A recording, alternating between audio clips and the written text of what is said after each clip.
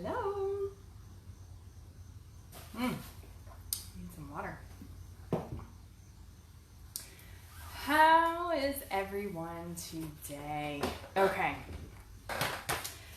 Something has been coming up a lot with me, but also with some clients lately, and in the Live and Lead from the Core retreat that I just did for the 3-month group, living and leading from the core, practicing that.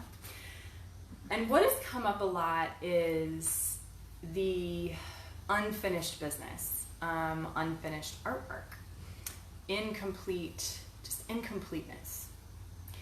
The first example that I have with this is if you have a child right now or have had a child who is doing virtual schooling, and you are in the midst of seeing all of the messiness that is happening being in school.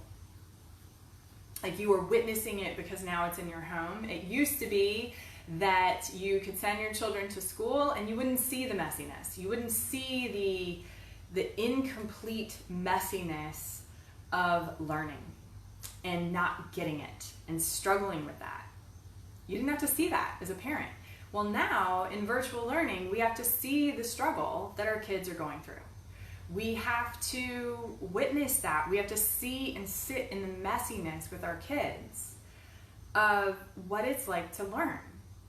And most humans, especially type A perfectionists and achieving individuals, do not like the messy.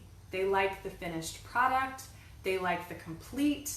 They like it for it to be in a beautiful, awesome, perfect package with a bow that is beautiful. I know I'm like that. And that really can create a lot of stress and strain in your nervous system. And then what happens with that is when your hormones get out of balance, you have hair loss, you have skin dysfunctions and disorders, you have wrinkles, you binge out on sugar or alcohol or spicy foods or whatever it is.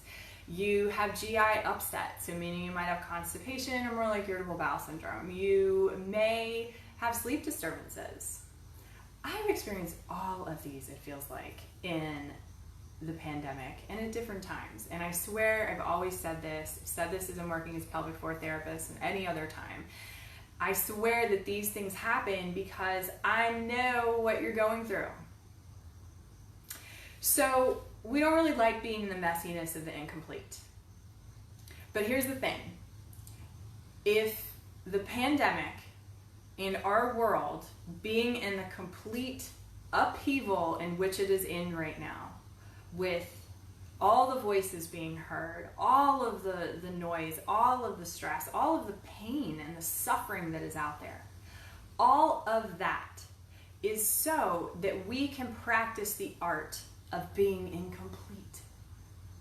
That we can show up and be mindful and be loving to ourselves just as we are, so that we can accept the fact that we are a painting that is on a journey and we do not need to be complete all the time. We will have cycles of completeness, and then we will have cycles of incompleteness again, and it will happen again, again, and again, and again. This is called the life, no life, life cycle. The life and death cycle, the cycle of life and death. In any spiritual text, you will read about this. Okay? And so it is our duty, it is our purpose, it is everything within us. And I'm screaming this to the hills for myself too, okay? To come to terms with the fact that life is messy and that things are coming at the right time, even if they don't seem like it. And to praise and be grateful for the challenges and for the depths of stress that comes, as much as for when everything just works well and wonderfully.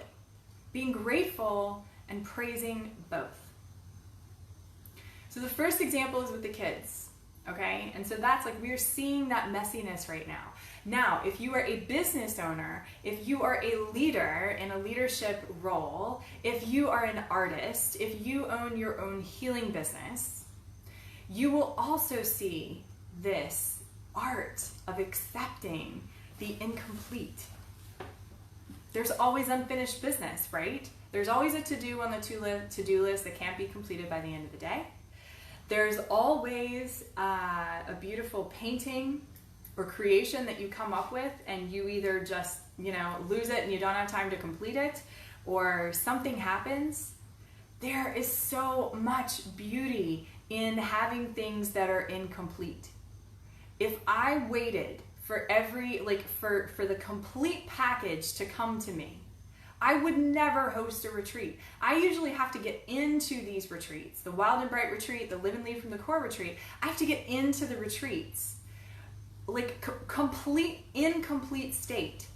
So incomplete state, that's funny, isn't it? So that I can then gather what I need so that the participants get what they need. It's not complete at all. It's not complete. But it becomes complete as we continue to take the steps forward. So if you're waiting for the motivation, or you're waiting for all of it to be in the pretty package so that you can then present it to your tribe, you can present it to your audience, or you can present it to your employees, first we have to take the steps. First we have to accept the incompleteness, be in the mindful state, be willing to step forward, and then the package begins to present itself. Okay? So I challenge you, clap, clap. I challenge you to sit with this and know that we are in the age right now where it is okay to practice the art of being incomplete. And I want you to join me in this practice. I really do.